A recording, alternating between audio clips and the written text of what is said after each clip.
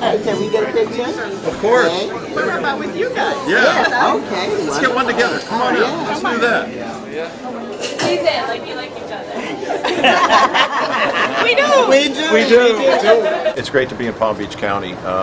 Obviously very excited about Annette being on the ticket now, and it's official, and very grateful for her presence and her courage. Somebody asked her yesterday, you know, this Scott campaign puts out a lot of negative stuff. You know, why would you really do this? And she said, because it's worth it. And it's important. It's important to the middle class. It's important to people all over the state. It's important to teachers.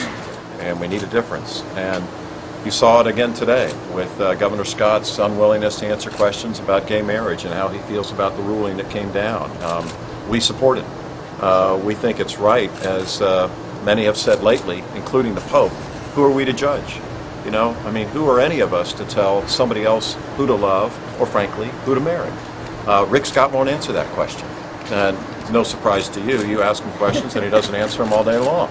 But, you know, it's like pleading the fifth 75 times. I mean, he just doesn't like to answer questions. He doesn't like to be straightforward and honest with people. Minimum wage is another example. I mean, he won't tell us where he stands on minimum wage. We support increasing it. And I think after November 4th, we're going to have a new administration that's actually going to fight for people, have their back, do what's right for small businesses like we're at today. And that's a small businesswoman herself. And do what's right for education, do what's right for our environment, clean up the Indian River Lagoon not far from here, and do the kind of things that people really care about. And that's why we're running.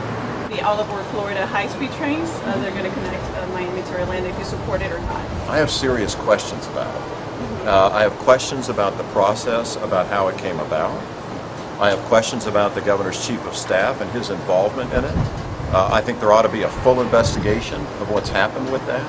You're talking about an awful lot of money by some people that have a great interest to have this done.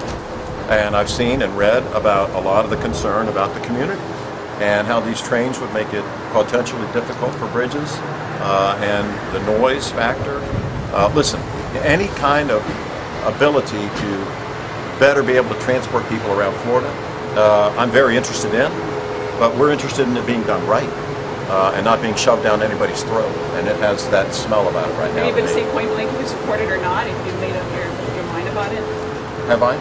No, I have serious questions about it, and I'm not kidding.